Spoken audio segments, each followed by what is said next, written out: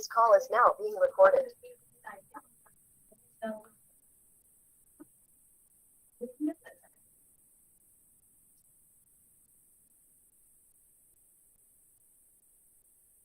Alright, so uh,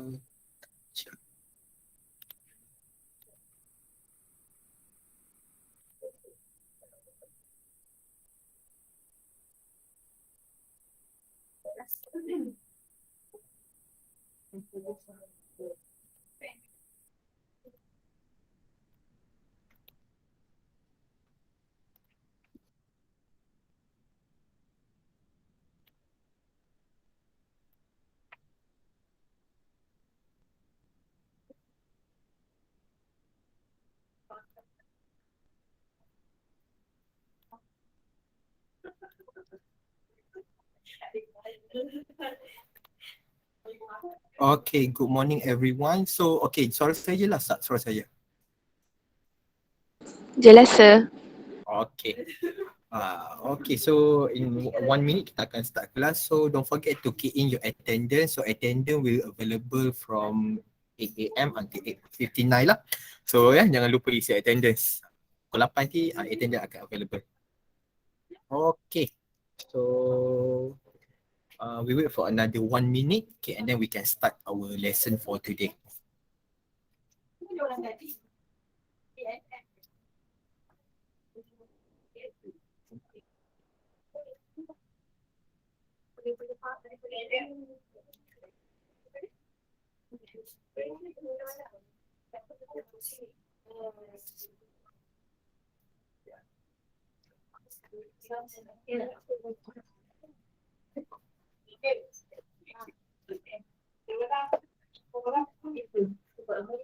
Okay, so it's 8 o'clock. Okay, so Assalamualaikum and very good morning everyone. So for today's session, we're going to cover the last subtopic for chapter chemical equilibrium, which is the Le Chatelier principle.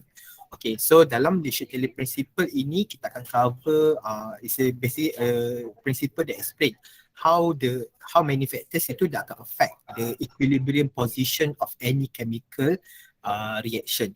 Okay, so by the end of this lesson, you should be able to state the Le Chatelier principle, okay, and then to apply the Le Chatelier principle in order to explain the effect of concentration, pressure, addition of inert gas, temperature and catalyst on a system at equilibrium. Okay, so sebab kita tahu dalam reversible reaction, so for example kalau saya ada reactant A, okay, produce product B. So we know that in a reversible reaction, once the product is formed, okay, produk itu dia boleh convert balik menjadi reactant. So dia berbeza sedikit lah compare to dengan irreversible. So maknanya dalam reversible reaction ni tak semua reactant itu akan kembali kepada menghasilkan produk.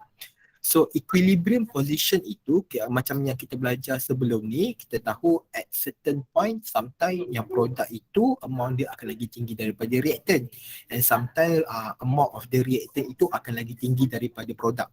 So kita akan tengok so that once system itu dah achieve equilibrium, okay, once system itu dah achieve equilibrium position tu kita senang nak disturb dia.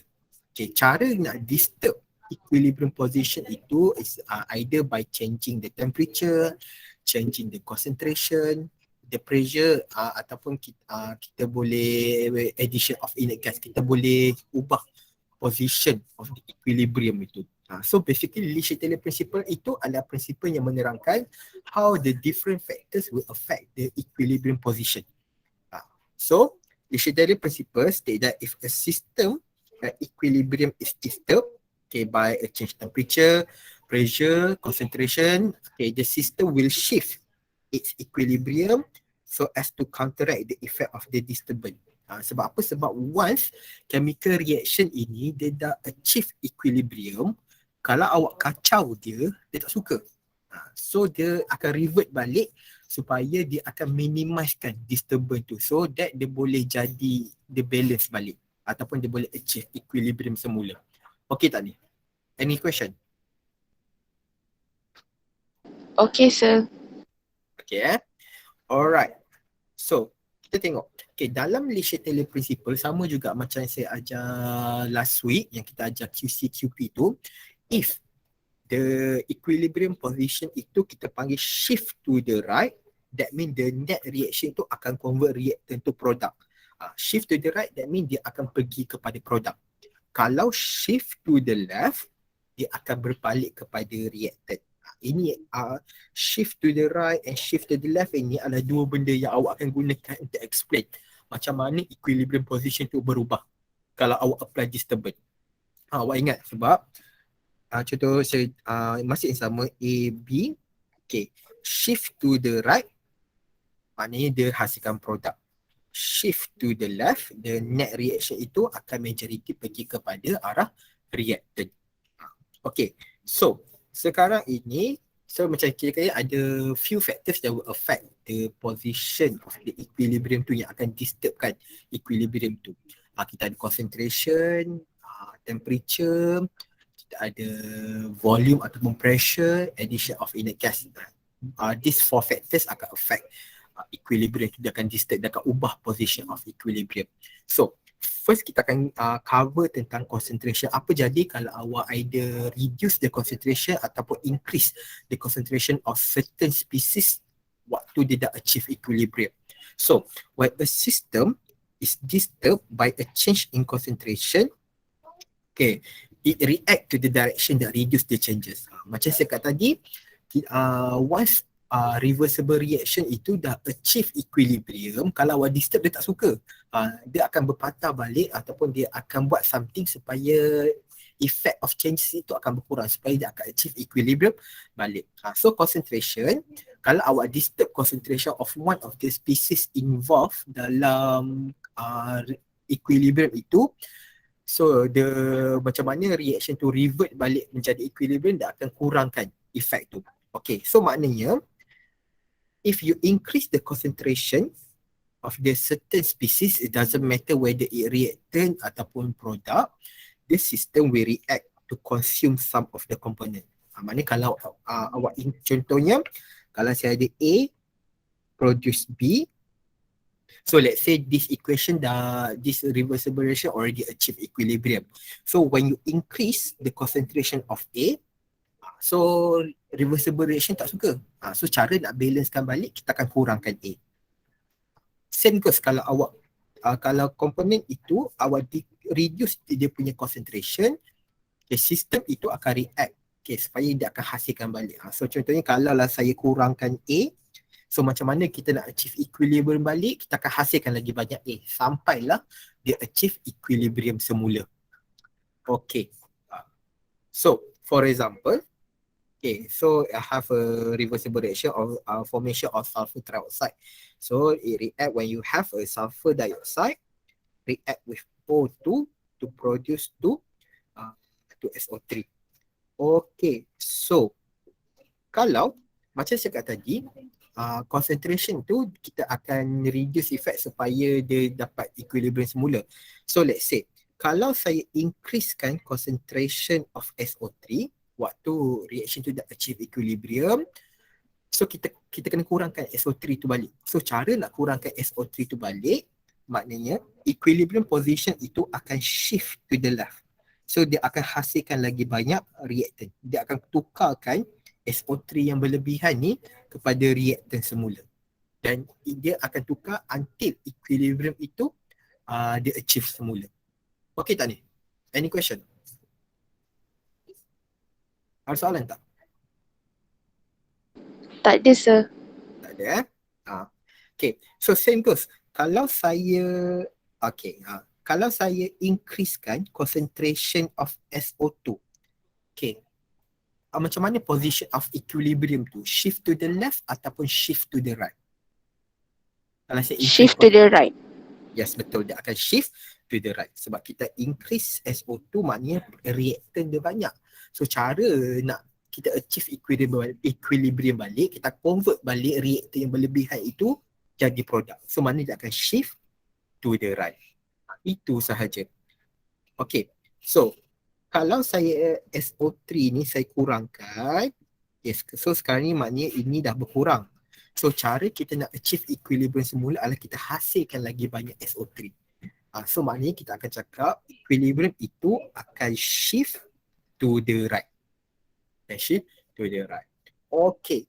So sama tak kalau O2 ini kita kurangkan, O2 ini kita kurangkan, so sekarang ni belah sini yang kurang, belah sini yang berlebihan.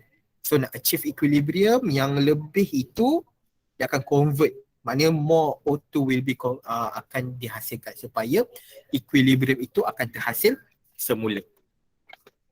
Okay.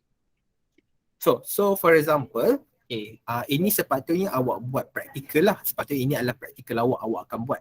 Tapi sebab awak tak boleh masuk lab sekarang, so kita akan tengok je lah.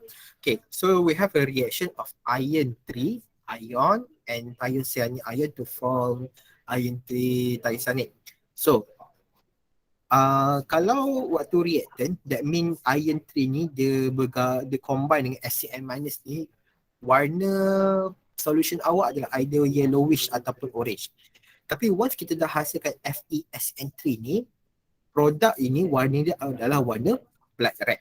Okay, what happened to the color of the solution if I increase the concentration of Fe3+? Dia akan jadi warna apa? Blood red or yellowish orange?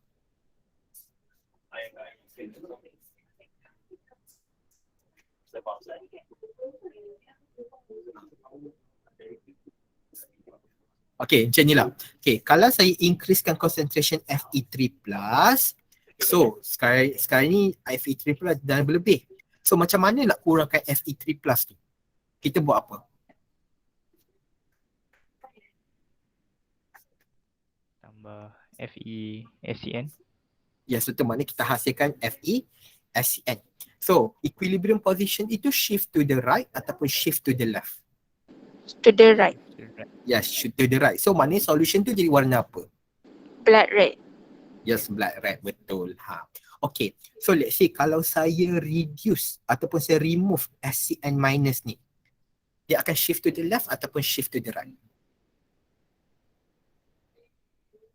To the left. To the left. So, solution tu warna apa? Yellowish or orange. Yes, correct. Okay, maknanya awak dah dapat lah idea. Yang lain pun saya hopefully awak juga dapat idea macam mana kalau kita ubah Le Chatelier principle ni. Okay, so ini yang tadilah. So what happen when Fe3+ is added to the equilibrium? So kalau kita tambah Fe3+, maknanya concentration of Fe3+ in the system akan increase. So how to reduce the increase in concentration is the position of equilibrium itu akan shift to the right in order to eliminate the effect of the increasing in Fe3+. So more product will be formed and the solution will turn to blood red. Okay, so if the question asks you to explain, macam ni awak kena jawab. Awak kena terangkan satu persatu. Yang ini awak jangan risau sebab dalam nota pun saya dah tunjukkan macam mana nak explain. Saya dah bagi ayat dia. Nanti awak pandai-pandai lah awak tukar. Okay, so now what happened when Na? Ya boleh. Yang tadi kan, waktu kita add Fe3+ tu, so initially dia punya concentration warna kuning tu bukan increase ke sir? Okay, so kalau waktu dia dah capai equilibrium, warna dia macam warna brownish tau. Okay. Okay, warna dia sebab dekat equilibrium, ini ada, ini pun ada. So gabungan dia warna dia agak macam brownish orange macam tu. Okay, tapi when you add Fe3+, okay, kita tambah Fe3+, so equilibrium tu kita dah kacau.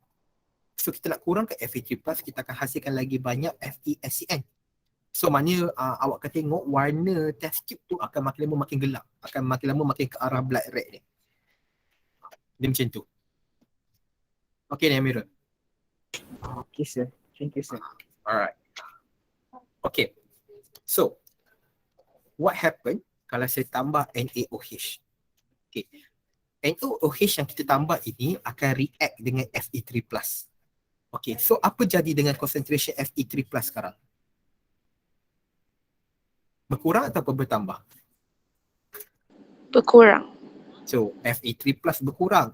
So Fe3 plus berkurang. Okay, so now concentration of Fe3 plus is reduced sebab dia dah react dengan NaOH. Okay, macam mana kita nak achieve equilibrium? So position of equilibrium itu akan shift to the left ataupun shift to the right. To left. Yes, to the left. So mana kita akan hasilkan lagi banyak Fe3 plus. So maknanya warna tu akan jadi warna apa? Yellowish. Yellowish. So inilah. So concentration Fe3 plus in the system decrease because the added NaOH itu akan react dengan Fe3 plus. So dia akan shift to the left. So more Fe3 plus will form and solution to the yellowish brown ataupun orange pun diterima juga. Ni sepatutnya awak buat eksperimen. So kalau awak buat eksperimen, awak lagi nampak macam mana perubahan warna dia. Okay. So now yang effect of concentration tu ada apa-apa soalan tak? Effect of concentration ni. Any question? Tak ada, sir. Tak ada Okay. So sekarang ni kita tengok effect of temperature pula on equilibrium. Okay. So in order to explain the effect of temperature on the position of equilibrium, first we need to determine whether the reaction is either exothermic ataupun endothermic. Okay, endothermic, that means the heat is absorbed. Okay, heat is absorbed. Itu endothermic. Exothermic maknanya heat itu release daripada sistem. Heat itu release daripada sistem. Okay, so in order to determine whether the reaction itu adalah endothermic ataupun exothermic, kita akan refer kepada value of delta H. Okay, delta H. Okay, delta H ini maknanya the change in enthalpy. Maksud dia adalah change in enthalpy. Maknanya change in energy lah. Okay, change in energy. Okay, if the value of the delta H is a positive value, that means the reaction is endothermic. Okay, if the value of the delta H is a negative value, that means the reaction is exothermic reaction. Itu beza dia. So nak tahu endothermic atau exothermic, endothermic sebab heat absorb. Heat absorb, delta H akan positif. Exothermic, heat is released from the system. So the value of the delta H will be negative. Okay. Okay tak ni? Ada apa-apa soalan?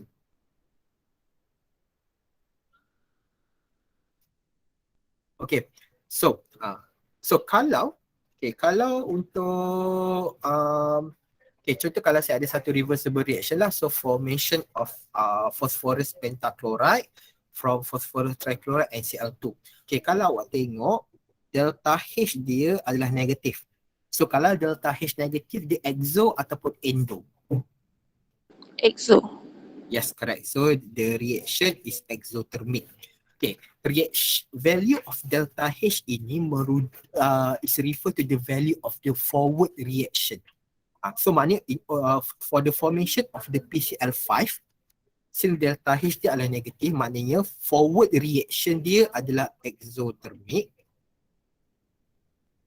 Reverse reaction dia adalah endothermic. So maknanya forward reaction itu adalah daripada reactant to product. Reverse reaction itu datang daripada produk ke reactant. So maknanya formation of PCl3 and the reaction between PCl3 and Cl2 to produce PCl5, since delta H dia adalah negatif, so dia adalah exothermic reaction. Okay, tapi daripada PCl5, kita nak tukar balik jadi Cl2 dengan PCl3 sebab dia reverse. Kalau forward dia exo, reverse dia mesti endo. Dia mesti terbalik. So kalau forward dia endo, reverse dia mesti exo.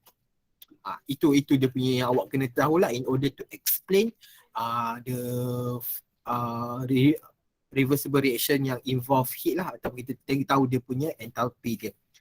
Okay, so kalau kita assume heat itu macam concentration, kalau kita assume heat itu macam concentration, so kalau endothermic, kita tambah heat tu. So kalau endothermic, kita tambah heat tu kepada reactor sebab kita kena supply energy. So kalau kita assume dia sama konsep macam concentration, Okay, kalau kita increasekan heat, okay, kalau kita increasekan heat, sebelah sini lagi besar dari belah sini. So nak achieve equilibrium, dia akan shift ke mana? To the left or to the right?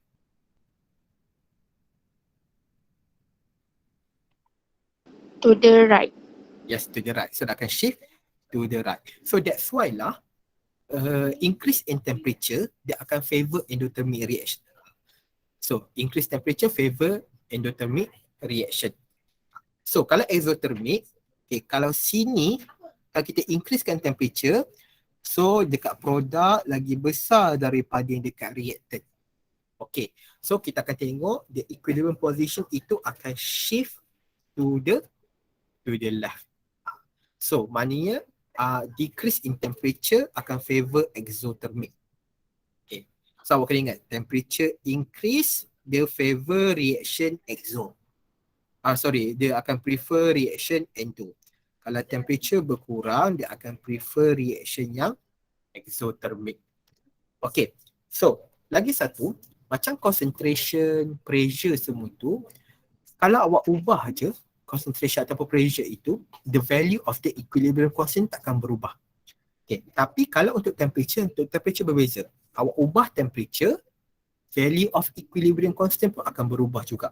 Okay, so sebagai contoh, okay, let's say kalau saya increasekan heat.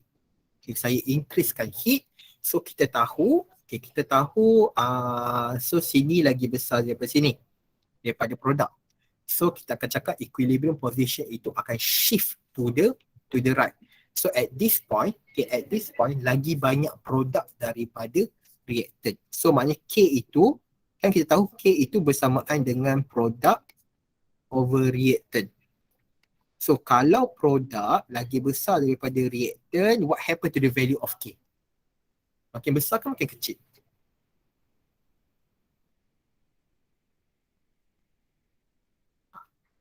Kalau produk lagi tinggi daripada reactant. Besar. Yes, correct. Dia makin besar. So maknanya arise temperature, okay, we increase the value of K as more product will form. So ini untuk endothermic lah. Okay, kalau untuk exothermic, okay, an increase in temperature will reduce the value of K. Sebab apa? Sebab heat ni, kalau exothermic heat release, so heat tu dekat produk. So increasekan heat, so dekat produk lagi besar daripada reactant. So equilibrium position itu akan shift to the left. So sekarang ini produk akan lagi kecil daripada reactant. So that's why lah value of K itu akan berkurang. Okay, akan berkurang. Okay, so let's say for this reaction, ini pun sepatutnya awak buat dalam lab kat sepatutnya. So kita ada reaction between hexa aqua cobalt 2, okay, dengan chloride ion to produce COCl4 and water. Okay, delta H dia greater than 0. So if the delta H greater than 0, is it exothermic ataupun endothermic? Endothermic. Yes, endothermic. Okay, dan delta H ini refer kepada forward ke reverse reaction? Forward. Yes, refer to the forward reaction. So that means forward reaction dia adalah endo, reverse reaction dia adalah exo. Syah nak tanya soalan ke? Okay. Okay, maknanya formation of COCl4 adalah endo, formation of COH2O6 ni adalah exo. Ingat, kalau forward dia endo, terbalik dia mesti exo. So, at equilibrium, kalau kita tengok warna dia adalah warna violet. Okay, warna dia adalah warna violet, warna purple. Okay, so sekarang ini dia adalah endothermic. Okay, so when saya apply energy, kalau saya increasekan temperature, okay, dia akan shift ke mana? Shift to the right ataupun shift to the left? Awak kena ingat ya, temperature increase dia akan prefer endo, temperature berkurang dia akan prefer exo. So kalau saya increasekan temperature, okay, dia akan prefer yang mana? Akan shift to the right ataupun to the left?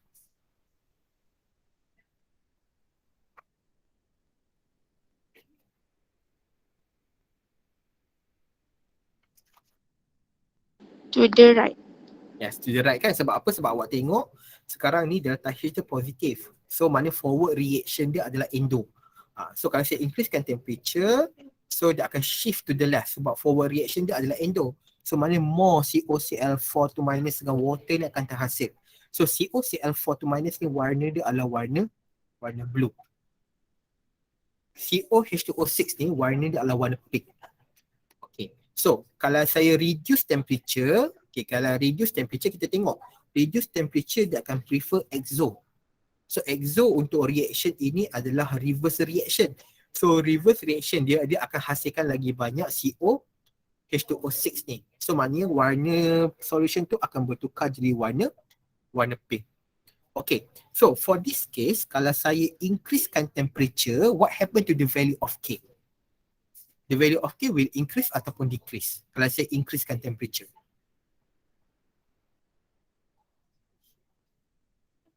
Increase.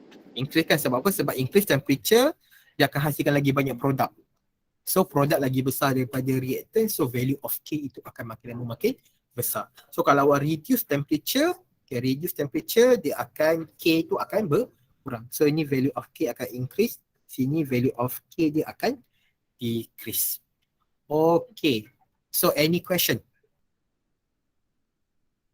Sir, Yes. so endo exo tu kita kena determine using the delta H kan? Ya, betul. Okay sir, itu je sir. Thank you sir. Okay. Alright.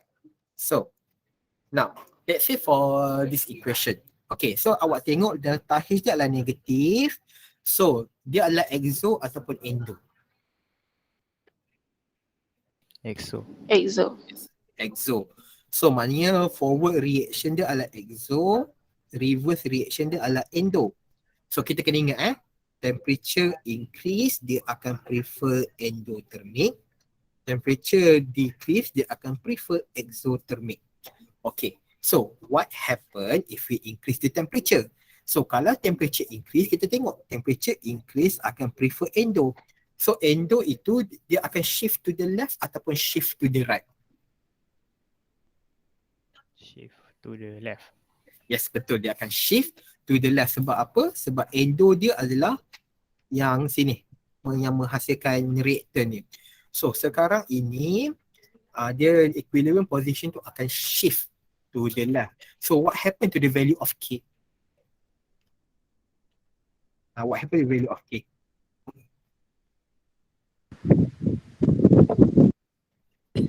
Decrease. K akan decrease sebab apa? Sebab reaktan lagi besar daripada produk. So itulah. So the increase in temperature means that heat is added to the reaction. Okay, the reaction will shift to the left. Okay, as the increase in temperature will favor endothermic reaction. So more PCl3 and Cl2 will be formed. And the value of K itu can decrease as more reactant is formed. Okay tak ni? Boleh tak? Dapat tak idea dia? Boleh Okay. So now, okay, kalau kita ingat, kita recall balik temperature increase the endo. Temperature decrease dia adalah exo. Okay, what happen if we decrease the temperature? So we know that temperature decrease akan prefer exo. So exo dia akan shift to the right ataupun shift to the left.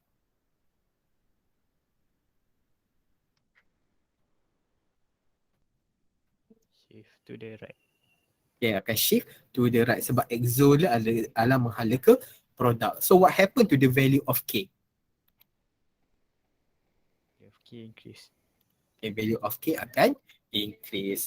So nak explain ni pun kita guna yang sama ke?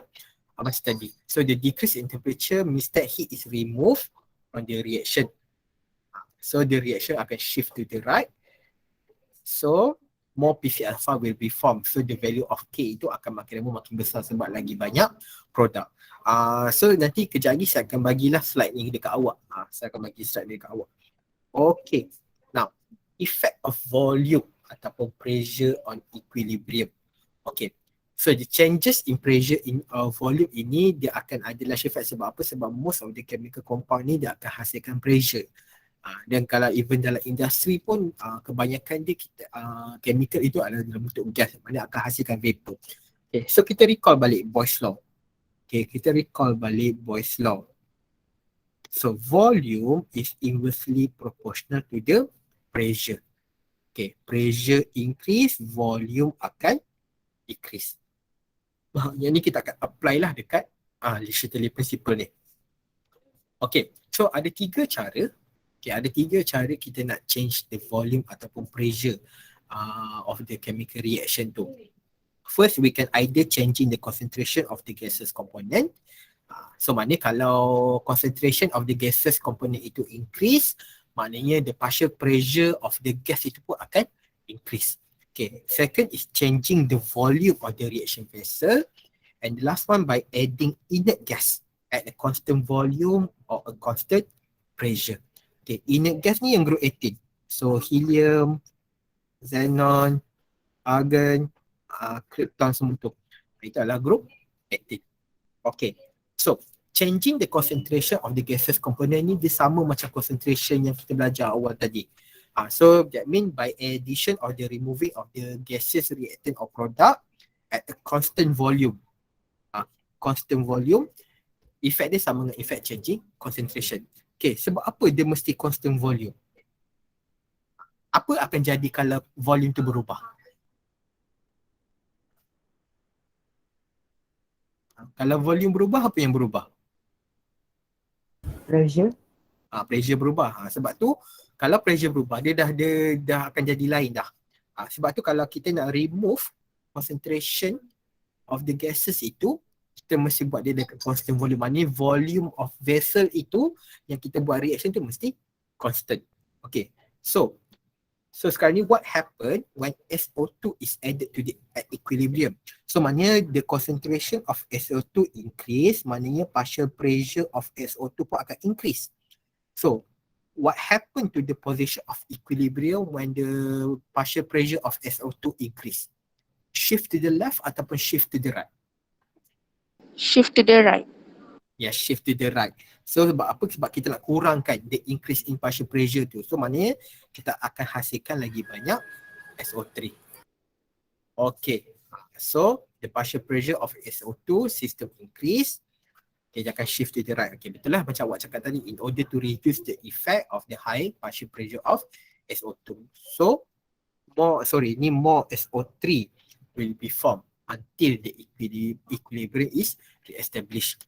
Okay, so now tadi kita changing concentration of the gases itu at a constant volume. Now we change the volume. Okay, so kita kena ingat kalau based on Boyle's law, volume increase, pressure berkurang. So volume berkurang, pressure akan increase. So maknanya the changing of the volume itu akan change the pressure inside the container. Sebab apa? Sebab kita refer kepada Boyle's law. Okay, so now volume increase, okay, pressure akan decrease. Okay, pressure akan decrease. So maknanya sekarang ini pressure dekat waktu equilibrium yang sebelum ini, dia punya pressure dia lagi besar daripada pressure lepas awak increasekan volume. So sekarang kita nak increasekan balik.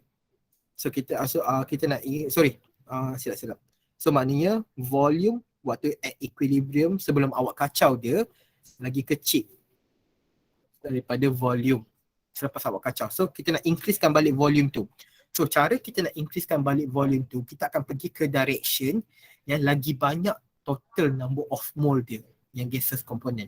Okay, nak tahu total number of mole itu, kita tengok kepada stoichiometric coefficient tu. So kalau saya ada reaction NO2 dengan N2O4. N2O4 ni berapa total number of mole dia? 1. NO2? 2. Betul 2. Okay, so now kalau saya increasekan pressure, kalau increasekan volume, pressure berkurang. So saya nak naikkan pressure tu balik, kita akan pergi ke direction yang lagi banyak number of mole dia. So yang lagi banyak number of mole dia akan shift to the left ataupun shift to the right.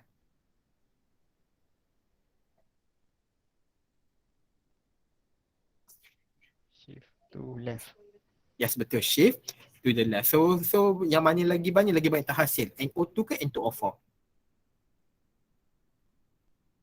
NO2. Yes, correct. NO2. Okay, so kalau kita decreasekan volume, dia terbalik pula. Volume decrease, pressure akan increase. So, maknanya kita nak kurangkan balik pressure tu, kita akan pergi ke direction yang lagi sikit number of mole dia. So, sini tadi total mole dia 2, sini total mole dia 1. So, dia akan pergi kepada shift to the right. So, that means more N2O4 will be formed until equilibrium itu is re-established. Okay. So tapi awak kena ingat yang total number of mole ni, awak tengok total number of mole yang untuk gases reactants, gases species sahaja. Solid liquid kita tak kira, sebab solid liquid dia tak ada pressure. Kita hanya tengok kepada gases sahaja. Okay. So now, kalau kita change the volume, okay, kalau both number of mole itu sama, so contohnya macam I2 gas plus H2 gas produce 2HI gas. So sini total number of mole dia berapa? Yang dekat produk? 2. 2 dekat reactant? 2 juga. 2 juga. So kalau awak tengok dekat produk yang reactant total number of mole dia sama. Okay, so kalau awak berubah volume pun position of equilibrium takkan berubah. Sebab dia sama je dekat dua-dua side. Dia sama dekat kedua side. So dia takkan berubah lah. Okay, yang ni saya kat tadi. So yang ini terbalikkan lah. Yang ni ada 2. Sini pun total gases component dia ada 2 mole. So kalau awak ubah volume pun dia takkan berubah position of equilibrium itu. Okay. So now, addition of inert gas ada 2. Satu at a constant volume. Okay, satu lagi at a constant pressure. Okay, constant volume maknanya, okay. So let's say sini ada ni, satu vessel. So contohnya lah dalam ini ada gas A, ada gas B. Okay, let's say kalau saya tambahkan xenon. Okay, volume dia masih sama volume dia constant. Okay, kalau saya tambah xenon dalam ini, okay, kalau saya tambah xenon, partial pressure dia akan bertambah. Sebab apa? Sebab awak dah tambah gas, mana awak dah kompreskan lagi banyak gas dalam satu vessel yang kecil. So total pressure dia berubah. Tapi kalau kita tengok balik, kalau kita buat KP expression dia, contohnya lah dia adalah A produce B. So KP expression dia hanya akan involve partial pressure of B dengan partial pressure of A. So kalau awak tengok KP expression ni, ada tak XE dalam ni? Tak ada. Yes, correct. So maknanya kalau awak tambah inert gas at a constant volume, even though the total pressure inside the container itu akan increase, okay. Tapi kalau awak tengok sebab addition of the xenon itu tak akan involve dalam kita punya expression. So maknanya kalau kita dia tak involve, so dia akan affect tak equilibrium position tu.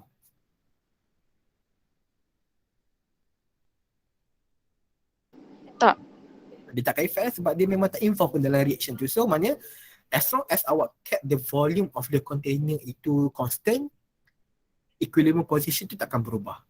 Reason ni sebab apa? Sebab the addition of the inert gas itu dia takkan involve dalam equilibrium punya ataupun dia takkan involve dalam reversible reaction itu. Tapi berbeza. Okay, tapi berbeza kalau kita tambah inert gas at a constant pressure. So macam case yang tadi, so contohnya saya ada A, dia produce B. So dalam vessel ni ada gas A, ada gas B. Okay, let's say kalau saya tambah xenon, okay, so macam saya kata tadi, kalau kita tambah inert gas dalam vessel itu, partial pressure itu akan increase. Tapi sekarang ni kita nak constantkan pressure. So macam mana kita nak constantkan pressure tu balik? Apa kita buat dekat vessel tu? Apa kita buat dekat volume tu?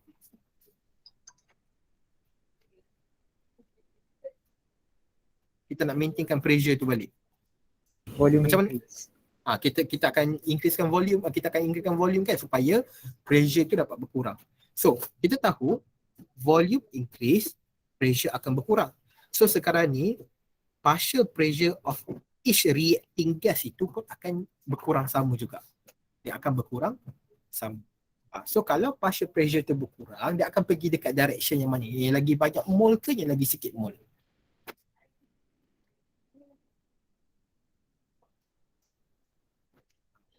So awak ingat pressure increase, dia akan pergi dekat number of mole yang sikit. Okay. Pressure decrease, dia akan pergi dekat number of mole yang banyak. So sekarang ni, volume tu kita dah besarkan sebab kita nak make sure pressure dalam vessel tu sama. So kalau volume kita besarkan, partial pressure of each of the reacting gas itu pun akan berkurang. So kalau partial pressure dia berkurang, dia akan pergi ke direction yang lagi banyak number of mole. So contohnya macam yang reaction tadi, so 2NO2 gas, okay, produce N2O4 gas. Okay, let's say kalau saya tambah argon gas at a constant pressure. So direction of equilibrium itu akan pergi ke arah mana? To the left ataupun to the right? To the left. Ya, dia akan pergi to the left supaya kita akan increasekan number of mole supaya pressure tu akan increase balik. Okey tak ni? Okay, sir. Okay. Okay, sir. Okay. Okay, so ini saya kata tadi lah. Okay, now catalyst. Okay, catalyst ni awak dah belajar dalam bio pun awak dah belajar tak? Okay. So basic catalyst is any substance that will speed up the reaction by lowering the activation energy. So activation energy ni adalah minimum energy required for the reaction to happen. So kalau energy reaction awak below the activation energy, reaction tu takkan berlaku. So because the reactivation energy ni dia akan minimum energy required for the reaction to happen. So function catalyst ni hanya lower kan activation energy tu. Dia hanya rendahkan supaya reaction awak tu akan berlaku dengan lagi cepat. Okay, tapi addition of catalyst itu, okay, dia hanya akan reduce the time taken for the equilibrium to be achieved. Tapi dia takkan ada effect dekat position of equilibrium. So maknanya kalau awak tambah catalyst, the position of equilibrium itu akan maintain. Okay. So sebelum kita start, ada any question? Ada tak mana-mana part yang awak tak berapa clear lagi?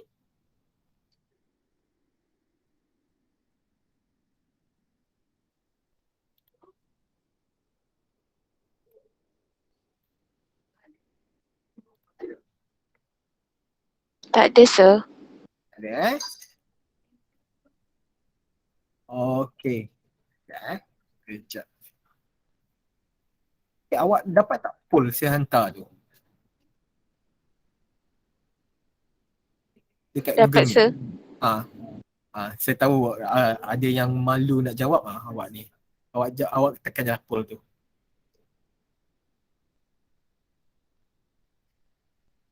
Sebelum kita tengok soalan, kita tengok contoh soalan.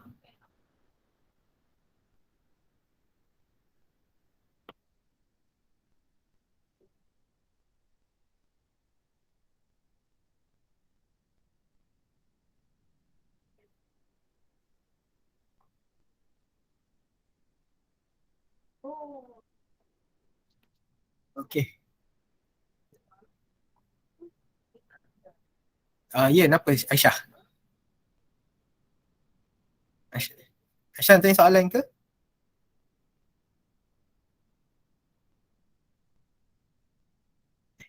Alah, sepatutnya tak faham yang pressure. Okay, saya ulang balik yang pressure lah. Yang tak faham pressure dengan mole. Okay, saya ulang balik sebab ada yang ni. Okay, saya ulang balik. Sekejap saya contoh kat kata biasa lagi okay kot. Okay, tak faham.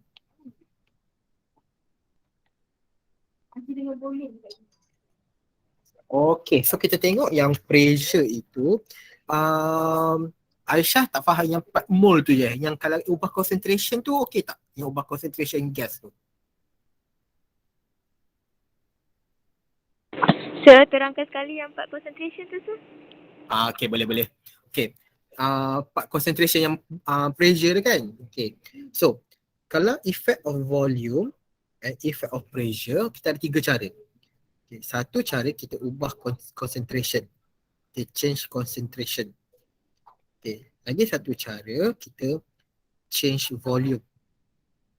Okay. Lagi satu kita addition of inert gas. Okay. Addition of inert gas either at a constant volume ataupun kita boleh buat at a constant pressure.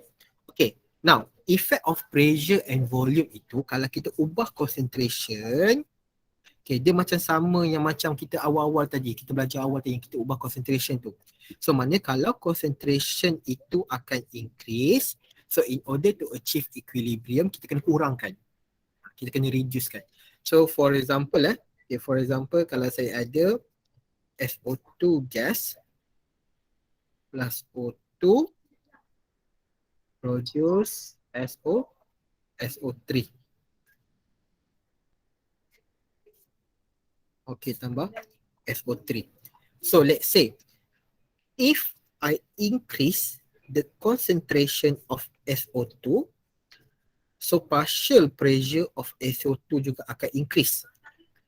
Okay, so macam mana kita nak kurangkan dia? Kita akan shift to the left ataupun shift to the right.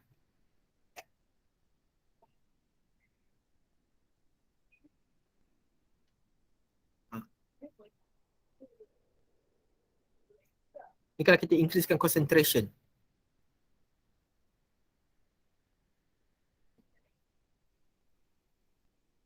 To the right. Yeah, so mana dia akan shift to the right. Sebab apa? Sebab kita nak kurangkan dia. Cara nak kurangkan SO2 yang kita tambah itu adalah kita hasilkan banyak SO3. Maksudnya kita convert SO2 tu kepada SO3. So maknanya kita akan cakap dia akan shift to the right. So shift to the right, so maknanya concentration SO3 itu akan increase until equilibrium itu is re-established. Sama juga. Okay, let's say kalau saya remove O2 itu daripada sistem. Kalau saya remove O2 tu daripada sistem, maknanya partial pressure of O2 tu akan berkurang.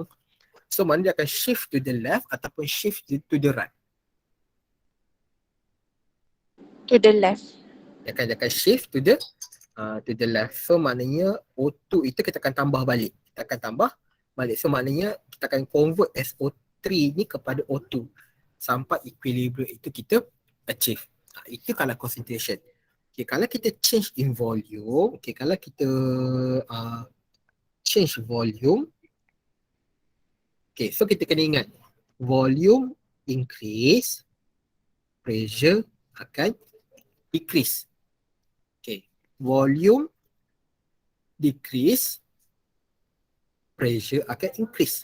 Okay, so kalau pressure decrease, cara kita nak naikkan balik pressure adalah kita akan pergi dekat direction di mana yang ada total mole dia tinggi. Yang ada total mole dia besar. Sebab apa? Sebab total mole dia besar maknanya lagi banyak terhasil. So lagi banyak substance itu yang terhasil maknanya lagi banyaklah pressure dia. So kita boleh tinggikan pressure tu. So kalau yang ini terbalik pula total mole dia yang berkurang. Okay, so contohnya kalau saya ada PCl3 gas plus Cl2 gas to produce PCl5 gas. Okay. So now, kita tengok total mole tu. Total mole tu kita kena tengok total mole of the gases component. So sini gases component dia berapa mole? 1. Yes, betul. Dia 1 mole. Okay, sini dia adalah total dia berapa? 2. Ya, 2 mole. Kita tengok je stoichiometric coefficient dia. Okay, so sekarang ini let's say if I increase the volume, so increase the volume, kita tahu pressure akan berkurang. Pressure akan berkurang. So macam mana kita nak contoh maknanya macam ni lah. Okay, so sekarang ni saya ada satu vessel. So dalam ini ada PCl3, ada Cl2, ada PCl5. Sebab at equilibrium kita semua ada. Okay, so Lepas tu saya pergi pula increasekan volume. So volume container tu saya besarkan. So volume saya besarkan. So sekarang ni kalau awak tengok, kalau volume saya besarkan, okay, volume saya besarkan, pressure dia berkurang. So macam mana kita nak naikkan pressure tu balik, kita akan pergi dekat direction di mana yang akan hasilkan lagi banyak number of mole. Sebab kita kena ingat, number of mole meningkat, pressure juga akan meningkat. Ini adalah Avogadro's Law. Avogadro's Law. So sekarang ini, kalau saya increasekan volume, okay, increasekan volume, pressure dah berkurang dah. Mana cara nak achieve equilibrium balik, kita kena increasekan balik pressure yang dah kurang tu. So cara nak increasekan balik pressure yang berkurang tu, kita akan pergi dekat direction yang lagi banyak number of mole. So maknanya dia akan shift to the right ataupun shift to the left. Shift to the left. Ya betul, dia akan shift to the left. Sebab apa? Sebab to the left ini dia ada 2 mole. Maknanya bilangan mole dia besar. Bilangan mole dia besar maknanya lagi banyak amount of substance tu. So lagi banyak amount of substance itu, maknanya the collision, rate of collision tu akan makin bertambah. So maknanya pressure juga akan bertambah. So pressure tu akan keep naik sampailah equilibrium itu di re-establish. Okay ni Aisyah. Tadi awak tanya saya. Yang ni dah okey dah? Okay. So kalau kita decreasekan volume, kita balik pula. So maknanya kalau kita decreasekan volume, okay, decrease volume mana awak compresskan dia. So decrease volume, pressure bertambah. So pressure bertambah, cara kita nak kurangkan pressure adalah kita sikitkan amount of substance tu. Mana kita sikitkan mole. So mana kita akan pergi ke direction yang lagi sikit number of mole. So maknanya kalau kita decreasekan volume, dia akan pergi ke arah PCl5 lah. So maknanya lagi banyak PCl5 yang akan terhasil. Okay. Yang inert gas pula, okay, inert gas ada 2. Satu constant pressure, okay, satu lagi constant volume. Okay, constant. So contohnya kalau saya ada ini tadilah saya ambil yang PCl3 plus Cl2, okay, produce PCl5. Okay, kalau saya tambah inert gas at a constant pressure, so let's say kalau saya ada satu vessel, so dalam ini ada, tadi ada PCl3, ada Cl2, ada PCl5. So lepas tu saya tambah xenon. Okay, what happened to the total pressure inside the vessel itu kalau saya tambah inert gas?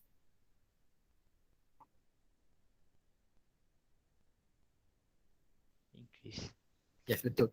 So pressure total akan increase. Tapi sekarang ni kita nak make sure pressure ni mesti constant macam yang asal. So macam mana kita nak kurangkan the increase in pressure ni? Kita buat apa? Increase volume. Yes, betul. Mana kita akan increasekan pula volume dia. So kita akan increasekan volume dia. So mana awak kena ingat okay, kalau increasekan volume, okay, volume increase, partial pressure berkurang. So sekarang ni partial pressure each of the reacting gas itu akan berkurang. Xenon ni tak kira lah. So partial pressure ni berkurang. So macam mana kita nak capai equilibrium balik? Equilibrium semula. Kita akan pergi kepada yang banyak number of mole ke yang lagi sikit number of mole? Nak naikkan balik pressure dia. Pergi yang dekat banyak number of mole. Ya, kita akan pergi dekat banyak number of mole. So maknanya dia akan shift to the left. Okay, tapi kalau kita add inert gases at a constant volume. So sekarang ini kita ambil reaction yang sama lah. Constant volume maknanya before and after tu volume sama. Okay, so ni ada PCl3, ada Cl2, ada PCl5. So let's say kita tambah xenon.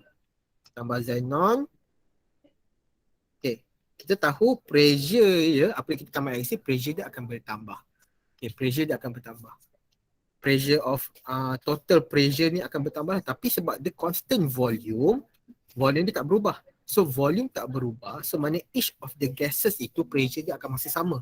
Sebab apa? Sebab dalam expression Kp, kalau awak tengok dalam expression Kp dia akan jadi PCl5 over PPCl3 dengan PCl2. Ada tak xenon dalam equilibrium punya expression tak xenon? Tak ada. Tak ada. So maknanya xenon kan dia tak evolve. So kalau at a constant volume, so equilibrium position tak akan berubah. Sebab apa? Sebab addition of xenon ni takkan effect reversible reaction tu. Tapi dengan syarat volume mesti constant. Yes. Kenapa tak effect, sir? Okay, sebab apa? Sebab kita sebab volume dia constant. Even though pressure dia, partial pressure of each of the gas, partial pressure dia berubah. Okay, even though partial pressure, the total pressure inside the vessel tu berubah. Okay, tapi sebab volume dia tak berubah, so maknanya reacting gas itu pun dia akan berubah. Partial pressure dia. Tapi kalau awak tengok, dia akan berubah pun, tapi dia akan berubah dengan ratio yang sama yang macam asal. So equilibrium position tu tak akan berubah. Ratio dia sama. Oh, okay sir, faham. Thank you sir. Okay. Itu dia punya beza dia. Okay, itu dia punya beza. Okay, any question? Okay, kalau tak ada,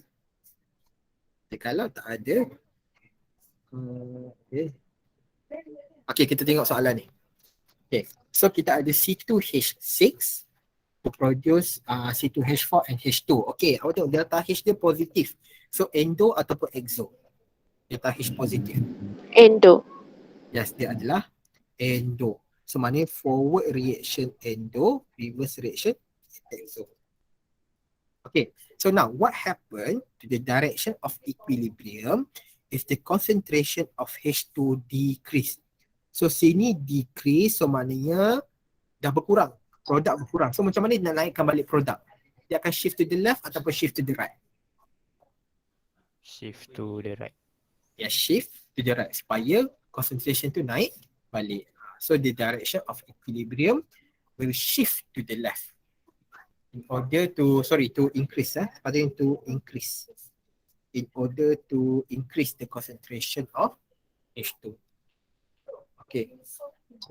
Dia balik. Ni tersilap ni. Tersilap soalan ni. Okay. So now, what happened to the direction of equilibrium if temperature decrease? Awak kena ingat. Temperature increase, dia akan prefer endo. Temperature decrease, dia akan prefer exo. Kenapa Shan? Sir, boleh terang lagi yang slide yang sebelum ni? Yang ni? Yes sir. Okay. Yang ni ke? Yes sir. Okay.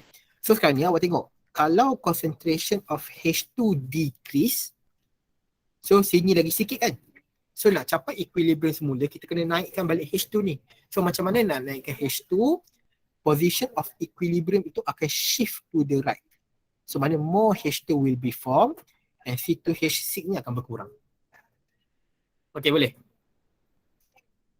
Boleh sir. Okay. So, itu yang tadi. Okay, now. So, kalau kita decreasekan temperature, so kita kena ingat, decrease the temperature will prefer exothermic. So, kita kena ingat, tadi forward reaction endo, reverse reaction dia exo. So, dia akan shift to the left ataupun shift to the right.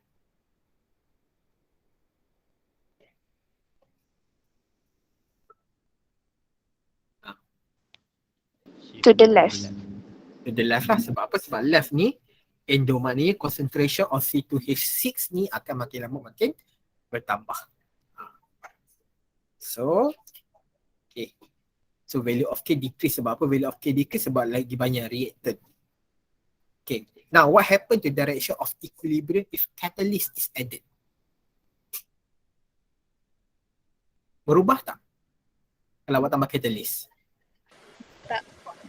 Okay, catalyst dia tak berubah. Okay, because the direction of equilibrium will remain the same. As catalyst only increase the rate of forward and reverse reaction. Okay, what happen if C2H4 is removed? So kita remove, maknanya kalau kita remove, apa jadi dekat concentration C2H4 ni? Berkurang ke bertambah? Berkurang. Berkurang. So dia akan shift to the right ataupun shift to the left? To the right. Ya, dia akan shift to the right. Sebab kita nak increasekan balik dia punya concentration. Okay. Okay. What happened to the direction of equilibrium if volume is decreased? Okay, kita kena ingat tadi. Volume decrease, pressure increase. So maknanya kita akan pergi dekat total number of mole yang berkurang. Kalau volume increase, pressure decrease. So kita akan pergi kat total number of mole yang bertambah. So sini berapa total number of mole dia? 1. Sini 2. 2. Okay, volume decrease akan pergi dekat total number of mole yang berkurang. So dia akan shift to the left ataupun shift to the right. To the left. To the left. So maknanya lagi banyak C2H6 yang akan terhasil. Okay. Now, what happened to the direction of equilibrium is then if added at constant pressure. So, constant pressure, so sekarang ni kita tambah xenon. So, tambah xenon, total pressure dalam vessel tu berkurang. So, total pressure dalam vessel tu bertambah. So, cara kita nak maintainkan pressure tu adalah kita akan increasekan volume. So, sekarang ni kita tengok volume increase, pressure berkurang. So, dia akan pergi dekat total number of mole yang besar. So, dia akan pergi to the left ataupun to the right. To the right. To the right lah. Sebab apa? Sebab to the right ni lagi banyak number of mole. Okay. Okay, itu saja. So dah habis lah chapter 6.